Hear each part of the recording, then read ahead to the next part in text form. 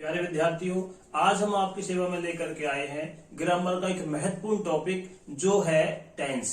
क्योंकि टेंस के आधार पर ही हम जो इंग्लिश सीखते हैं, हम जो इंग्लिश बोलते हैं, हम जो इंग्लिश लिखते हैं, हम जो इंग्लिश यूज करते हैं, उनमें टेंस का एक महत्वपूर्ण रोल है।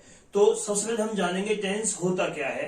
और टेंस को हिंदी में वैसे काल कहते हैं और टेंस को तीन भागों में बांटा गया है। टेंस को तीन भागों में बांटा गया है, प्रेजेंट, पास्ट एंड फ्यूचर। देखो मैं इनको लिख देता हूं। टेंस, यहाँ पे टेंस मैंने लिख दिया है टेंस, TENS, टेंस। अब ये हो गया आपका प्रेजेंट, प्रेजेंट टेंस। और ये हो गया आपका पास्ट टेंस, पास्ट टेंस। और ये हो गया आपका फ्यूचर टेंस।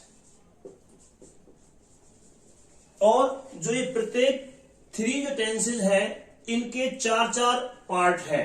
जैसे मैं बोलूंगा present indefinite tense, present continuous tense, present perfect tense और प्रेजेंट परफेक्ट कंटिन्यूअस टेंस। इसी प्रकार पास्ट में भी सेम है, past indefinite, past continuous, past perfect और past perfect continuous. Same future में इसी प्रकार है। तो आज हम बात करेंगे प्रेजेंट इंडेफिनिट टेंस की। आज हम बात करेंगे प्रेजेंट इंडेफिनिट टेंस की। आज हम बात करेंगे प्रेजेंट इंडेफिनिट टेंस। अब देखिए, हम पहले प्रेजेंट इंडेफिनिट टेंस को पहचानेंगे। भाई प्रेजेंट इंडेफिनिट टेंस की पहचान क्या है, उसको हम आइडेंटिफाई करेंगे, फिर उसको हम रूल लगा करके उसको हम इंग्लिश में कन्वर्ट कर सकते हैं। अब जो हिंदी के वाक्य हैं, जिन वाक्यों के अंत में ता है, ती है, ते है, ताहू इत्यादि आते हैं, तो हम उसको प्रेजेंट इंडेफिनिट टेंस के रूप में जानते हैं। जैसे कि मैं यहां लिख देता हूं, जिन हिंदी वाक्यों के अंत में ता है, ती है, ताहू, ते हैं आदि आते हैं, तो ऐसे वाक्यों को हम प्रेजेंट इंडेफिनिट टेंस कहते हैं। अब ये हमने इसको आइडेंटिफाई कर लिया, लेकिन अब इसको हम कैसे अंग्रेजी में कन्वर्ट करेंगे, थोड़ा देखिए आप। तो रूल क्या कहता है प्रेजेंट इंडेफिनिट का? ये कहता है सब्जेक्ट जमा वर्ब की फर्स्ट फॉर्म प्लस एस या ईएस प्लस ऑब्जेक्ट। ये वो कंडीशन है जब हमारा सब्जेक्ट क्या होगा, सिंगुलर, यानी कि यहां पे होगा सिंगुलर कह लीजिए, या एक वचन, एक वचन कर्ता। ठीक है। अगर कर्ता बहुवचन हो तो ये रूल यहां से थोड़ा चेंज होगा, सब्जेक्ट जमा वर्ब की फर्स्ट फॉर्म जमा ऑब्जेक्ट केवल। यहां पे है ये बहुवचन, बहुवचन कर्ता। अब देखिए, तो एक वचन कर्ता को कहते हैं सिंगुलर। देखिए SINGULAR सिंगुलर अंग्रेजी में, और प्लूरल, प्लूरल ये आगे बहुवचन।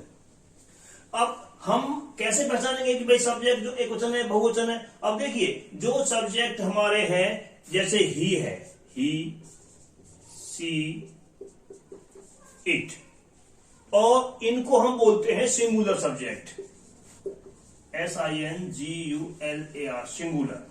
और आई को भी प्लूरल में काउंट किया गया है, आई, वी, यू, दे, ये all are plural, plural subjects. Clear है? अब देखिए, अगर ये करता आए, ही, सी, इट अगर आता है, तो हम वर्ब की पहली फॉर्म में SAS लगाते हैं। और अगर आई, वी, यू, दे आता है, तो केवल हम वर्ब की पहली फॉर्म का इस्तेमाल करते हैं। आइए देखते हैं कुछ एग्जांपल्स, आपको क्लियर समझ में आ जाएगा। फिर यहां पे हम एग्जांपल्स लेते हैं पहले। जैसे मैं कहता हूं, वह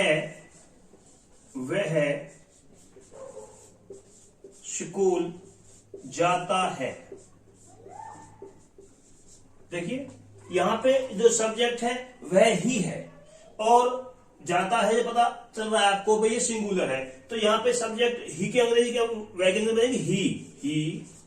अब गो मीन्स होता है जाना, और go first form of the verb है गो, तो ये गो नहीं आएगा, ई ऐसा करेंगे, ही गोज टू स्कूल। अगर यहां पे ऐसे होता सेंटेंस, हम स्कूल जाते हैं, तो अब ये जो सेकंड रूल जो लिखवा रखा है बहुवचनकर्ता वाला, तो वहां पे ये हम करेंगे प्रयोग इसका वर्ब की पहली फॉर्म, जैसे वी गो टू स्कूल। तो मैं आशा करता हूं आपको ये बात समझ में आ रही होंगी। हमें केवल वाक्य में सब्जेक्ट को आइडेंटिफाई करना है, वेदर इट इज सिंगुलर और plural. If it is plural then we use single form of the verb only, और if it is singular when we use V1 plus में एस या ES।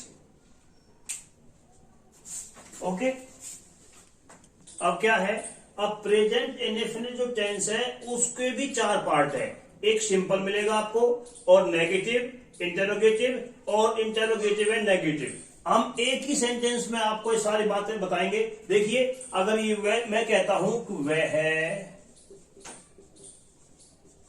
स्कूल जाता है, ये हो गया आपका सिंपल।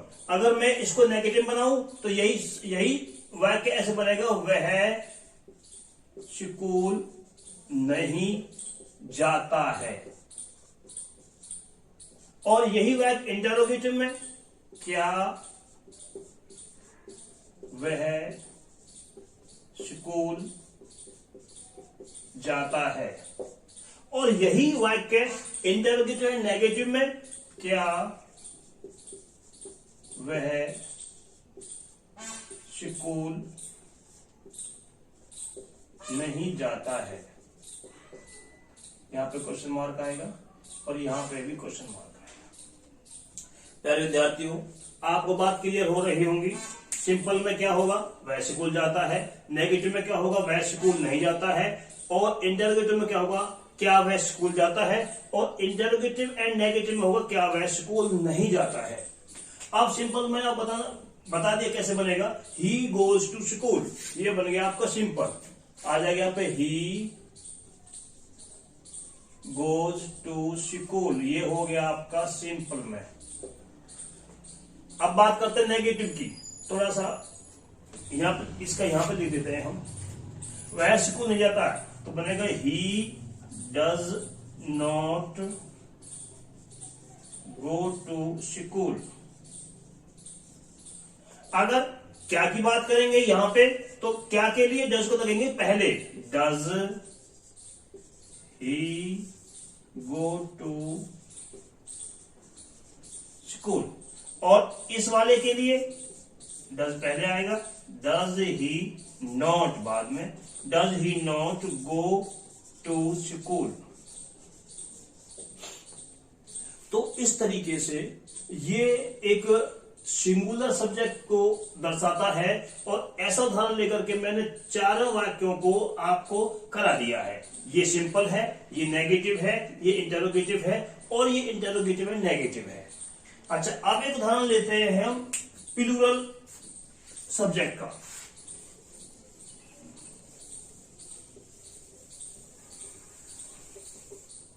जैसे कि मैं कहता हूं सिंपल में, हम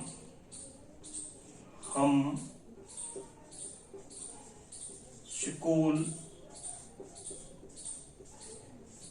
जाते हैं, ये तो ये हो गया। और अब देखते हैं नेगेटिव का, जैसे इसी में हम स्कूल नहीं जाते हैं। अब इंटरोगेटिव में, क्या हम स्कूल जाते हैं। और इसमें इंटरोगेटिव नेगेटिव में, क्या हम स्कूल नहीं जाते हैं। अब बिल्कुल आपको बात क्लियर हो जाएगी। देखिए, हम स्कूल जाते हैं तो ये सिंपल है, और लेकिन यहां पर जो सब्जेक्ट है वो प्लूरल है, तो हम कैसे बनाएंगे? We go to school. अब आपको क्लियर हो रहा होगा कि यहां पर हमने गोज क्यों नहीं लगाया, क्योंकि यहां पे जो सब्जेक्ट है वो वी है, और वी काउंट होता है प्लूरल में। हम देखते हैं नेक्स्ट, वी। आपको याद होना चाहिए, ही के लिए हमने डज का प्रयोग किया था, और वी के लिए डू का प्रयोग करेंगे। We do not go to school. We do not go to school. अब इंटरोगेटिव देखो तो क्या आएगा? डू पहले आ जाएगा। Do we go to school, question mark. अब इंटरोगेटिव नेगेटिव में, do we not go to school. इस प्रकार मैंने आपको प्रेजेंट इंडेफिनिट का पूरा समझा दिया है, और आपकी को चेक करने के लिए मैं आपके लिए कुछ 10-20 जो वाक्य लिख देता हूं, और आप उन्हें फिर नोट कर लेना और उन्हें आप करके देखना।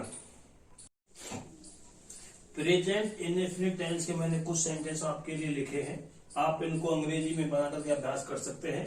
वह खाना खाता है, राहुल स्कूल नहीं जाता है, हम कपड़े धोते हैं, मेरी मम्मी रोजाना खाना पकाती है, क्या वे रोजाना स्कूल नहीं जाते हैं, क्या राम पुस्तक पढ़ता है, सीता खाना खाती है, मैं रोजाना तुम्हें पढ़ाता हूँ, वे रोजाना स्नान नहीं करते हैं, क्या अध्यापक गाना नहीं गाता है।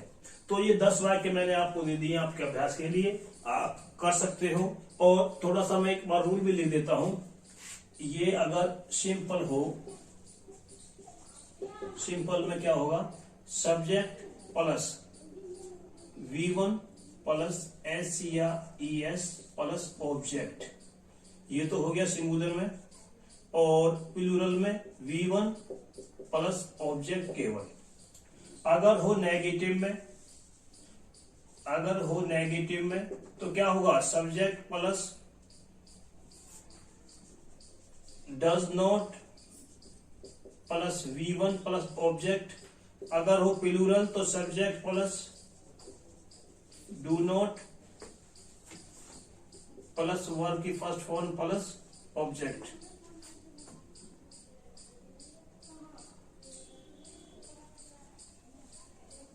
और अगर हो इंटेरोगेटिव